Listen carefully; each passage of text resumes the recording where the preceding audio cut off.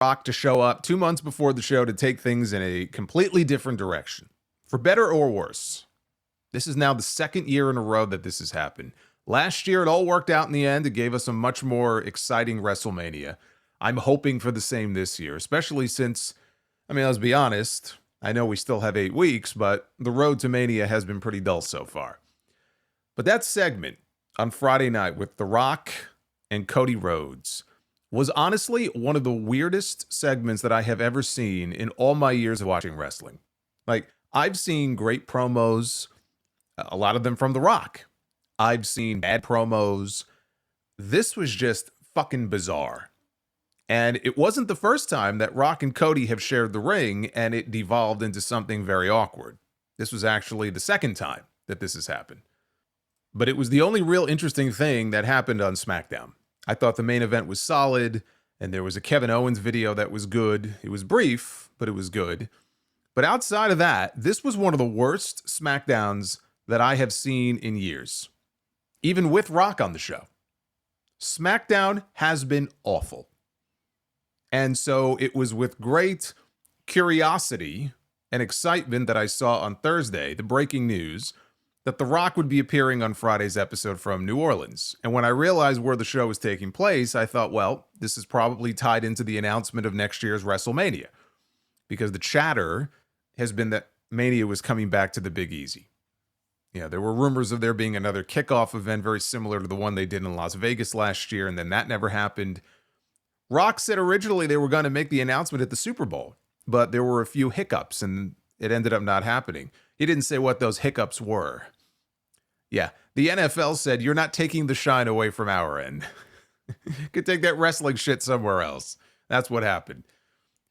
So it only made sense that they would announce that, and they did. Rock said the WrestleMania 42 in 2026 will be returning to the Superdome in New Orleans, the same Superdome where Brock Lesnar ended The Undertaker's streak, the same Superdome where Charlotte Flair ended Asuka's undefeated streak, and the same Superdome where Braun Strowman won the tag team titles with a 9-year-old boy. A lot of history in that building. Now, I love New Orleans. I love that they're coming back there. I hope to be back there myself. Saturday, April 11th, Sunday, April 12th. Those are the dates. At least next year, it won't fall on Easter Sunday like it does this year. But that wasn't the only reason that The Rock was there. Now, I said that this was not the first time that Rock and Cody shared the ring for a very weird segment. Let's go back to the night after WrestleMania last year. Cody finished his story. The Rock joins him in the ring on Raw. He's got his Brahma Bull belt over his shoulder. And Rock asks Cody, can I hold your title? I would like to hold your title. The WWE title.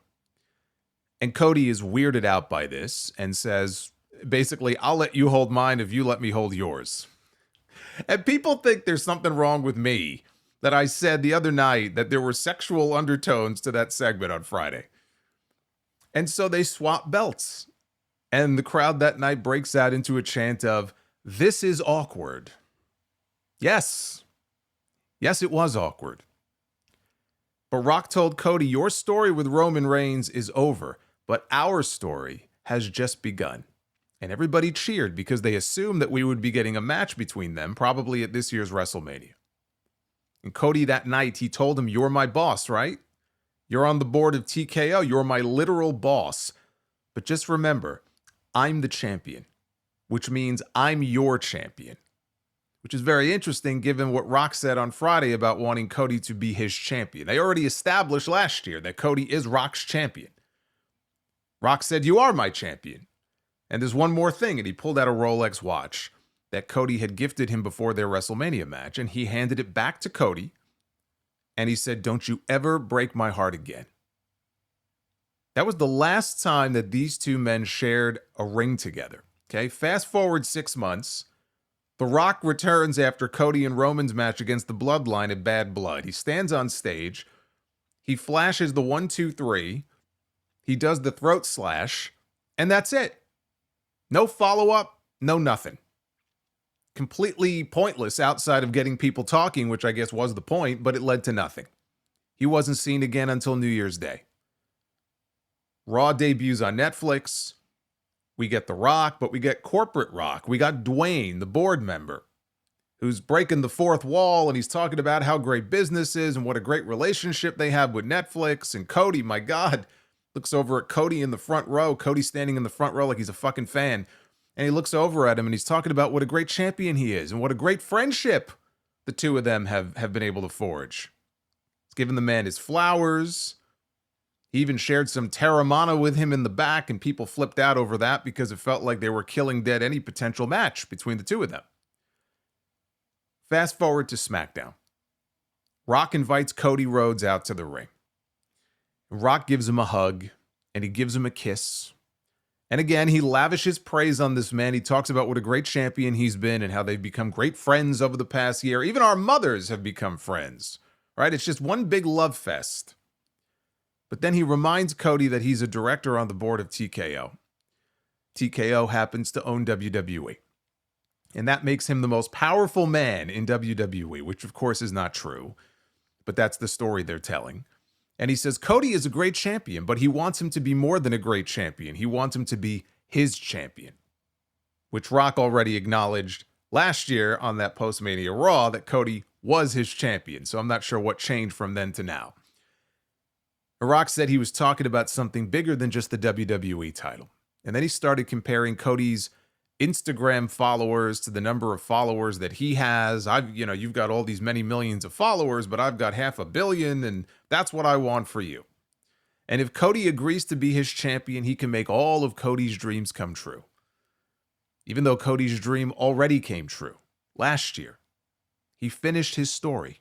He won the title that was taken away from Dusty. But Rock said he needs Cody to be his champion.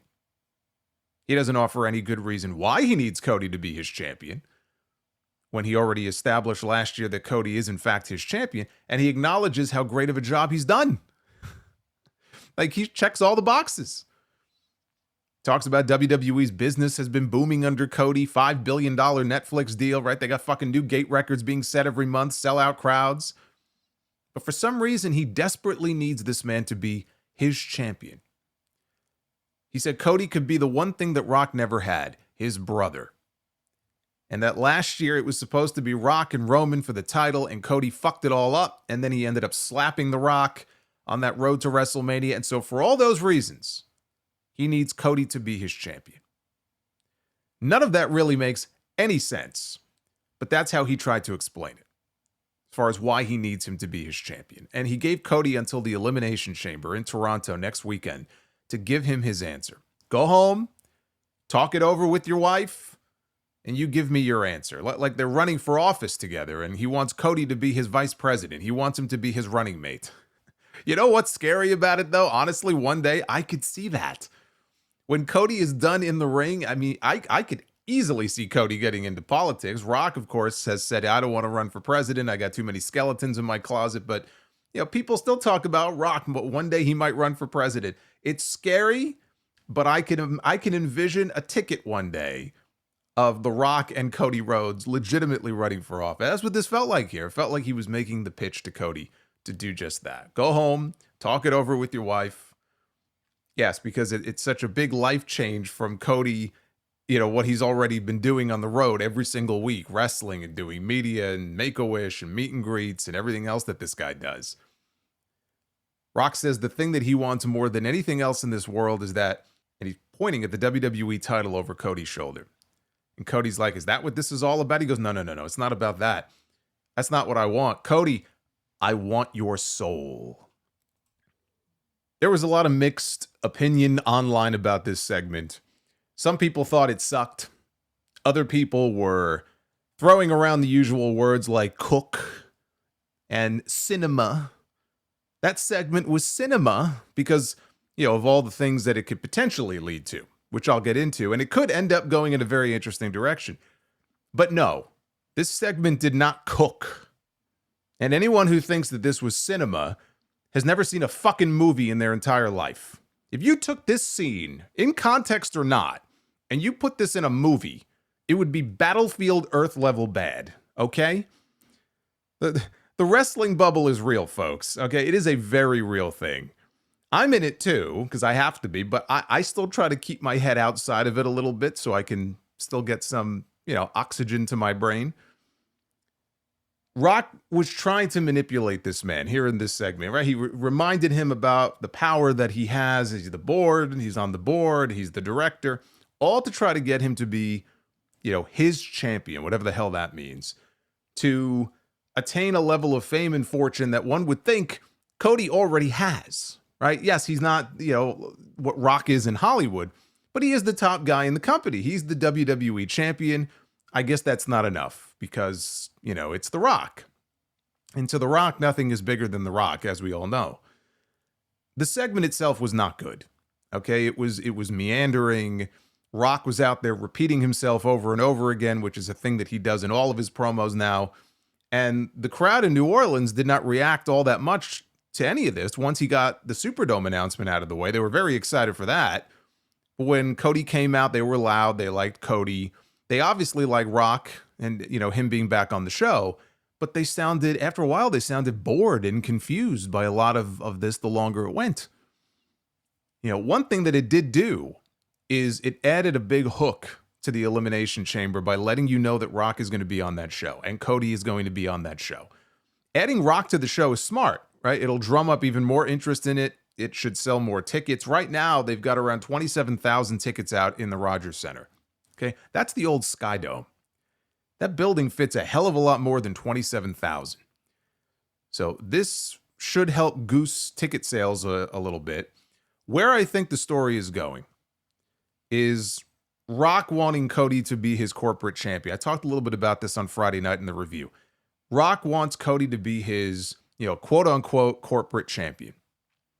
It doesn't make a lot of sense. It really doesn't. They did this story years ago with Rock himself becoming the corporate champion. But that made sense because, Vince McMahon hated Stone Cold Steve Austin. Austin was the antithesis of what he wanted in his champion, right? Southern redneck, drinking beer, cussing, thumbing his nose at authority. He wanted that title off of him and onto somebody who would better reflect what he was looking for in his champion. The Authority, right? Didn't want Daniel Bryan as their champion. He was a B-plus player. He looked like a goat. He wasn't what they saw as championship material. So he won the title anyway, but a few months later, Seth Rollins joins the Authority. He was more in line with what they were looking for. They groomed him for that spot. Cody carries himself already like the quintessential corporate champion. He looks the part. He sounds the part. He's the first one to the buildings, the last one to leave. He does all the media, all the charity stuff. He is that guy. So I'm going to need a little more explanation coming out. Now, this was only the first segment, yes, but I'm going to need a little more explanation as to why he wants Cody, of all people, to be his champion after already acknowledging previously that, yes, you are my champion. If he still had heat with Cody, if he didn't want Cody to be the champion, you stole my match with Roman Reigns, you blew up the biggest WrestleMania match of all time, then you beat my cousin and you took the title away from my family, and he enlisted someone else to be his champion or his corporate stooge, that would make more sense to me.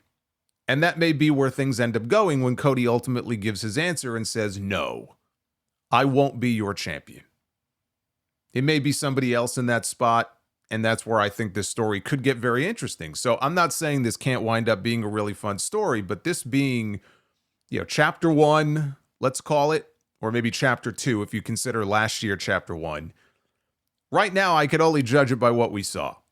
And what we saw on Friday was not the home run that some people said it was. But it can be eventually. It can be that. They actually held a post-show press conference on Friday after SmackDown, the way they do for their PLEs. And it was Rock sipping his tequila and killing kayfabe as he answered questions about the storyline, saying that it doesn't even necessarily need to lead to a match between him and Cody. He said, in the world of pro wrestling, as we all know, everything will culminate in a match.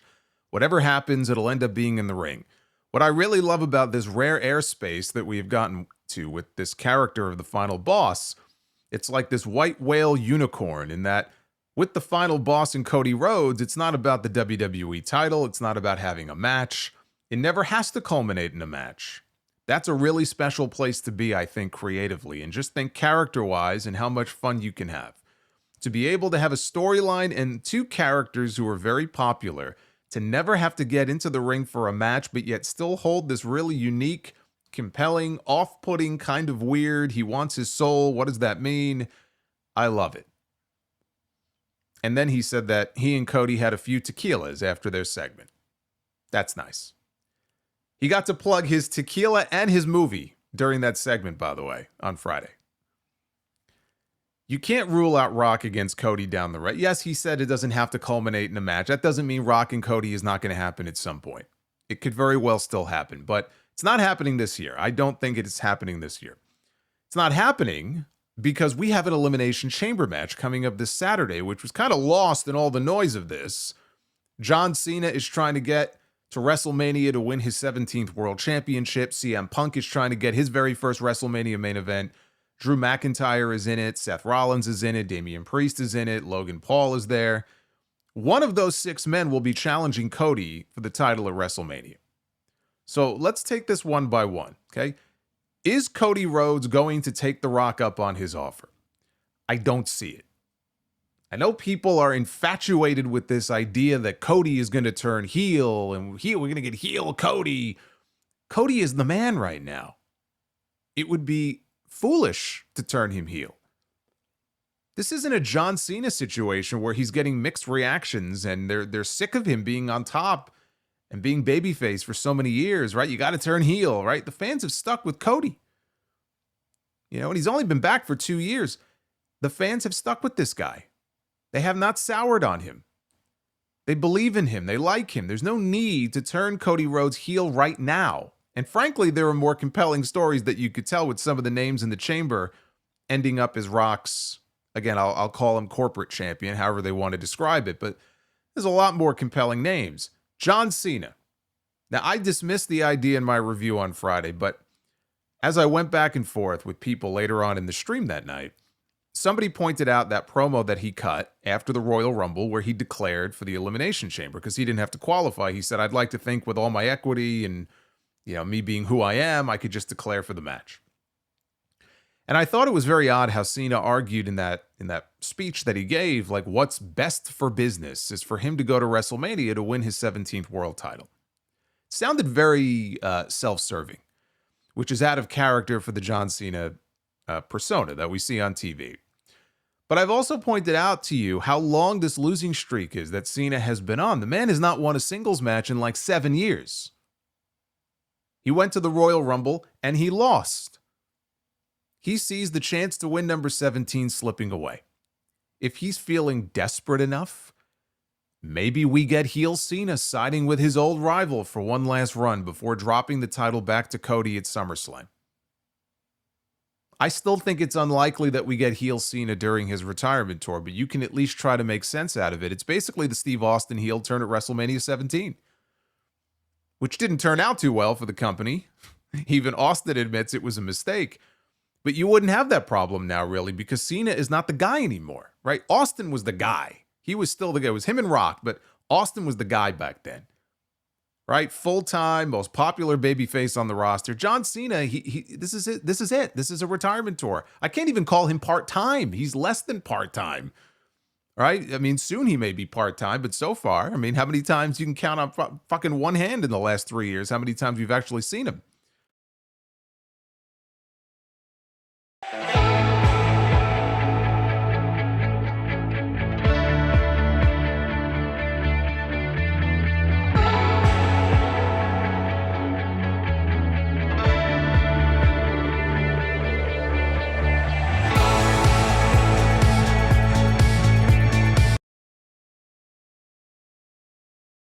In one hand in the last 3 years, how many times you've actually seen him. So you can pretty much do anything you want with him. It's not like it's going to have a major impact on the roster or a major impact on business. If anything, you know, business would probably boom for a short John Cena heel turn. He's no longer their lone top babyface like he used to be, where everything, Vince McMahon built everything around this guy. Many, many times at the expense of others who could have gotten over and potentially ended up in a spot like that. It was all about John Cena. They actually turned, by the way, they turned Steve Austin at the same time that Rock was leaving to go film a movie, which left them with The Undertaker and Kane as their top baby faces. I don't think there was a lot of forethought put into that. Like, there's a lot of reasons why that was a bad idea. But again, with Cena, that's not going to be an issue. They have other baby faces they can plug in there to fight him. Cody, Roman, Punk, Orton, AJ Styles, right? They have lots of options there. Then there's CM Punk. And this is another one that I dismissed the other night, but you talk about blowing things up. This would blow a hole wide open into things. And it wouldn't really fit for Punk to cozy up to The Rock of all people, or for Punk to go corporate. But if he's desperate enough to get that WrestleMania main event, and if he's desperate enough to win that championship, and he sees that window closing, it can make people do crazy things. Or it would just prove that Seth Rollins was right in what he said about this guy all along, and Drew McIntyre was right in what he said. Punk said it when he first came back. He's here to make money, not friends. That last promo he did with Cody, that was great TV. That was right before the Rumble. I would love to see Punk against Cody at WrestleMania, more than I would Cena against Cody. This would add a wrinkle to things that nobody would see coming. Punk would just have to explain the why. Because remember, he's still got that favor from Paul Heyman that he hasn't cashed in yet. But the idea of Punk winning the title and going heel, it's not like he wouldn't have enough people to work with. It's funny. Years ago, I pitched the idea of having Cena go corporate in like early 2012, after the whole summer of Punk. Flip the entire dynamic and have babyface anti-authority CM Punk trying to take the title from heel corporate Cena. And here we are talking about just the opposite possibly happening. But I'm intrigued. If they focus on the whole, I'm here to make money, not friends. I'm here to do business. To me, that's really the only way you can make this work, without completely betraying everything about the CM Punk character that we've come to know over the years. And then you can build to a John Cena CM Punk match one last time. Maybe Punk is the one that Cena beats to win number 17. Maybe it's not Cody just getting his belt back. Or SummerSlam is where you do Punk against Roman Reigns with Paul Heyman caught in the middle. Right? You've got a couple of different options there. The only thing is, if Punk doesn't cash in that favor with Heyman to headline WrestleMania and win the title, I don't know what else the favor could even be. Like, once he does that, what's left that he would even want? But I look at the makeup of this Elimination Chamber match, it is easier to envision some of the other names in the chamber ending up in the spot of Rock's corporate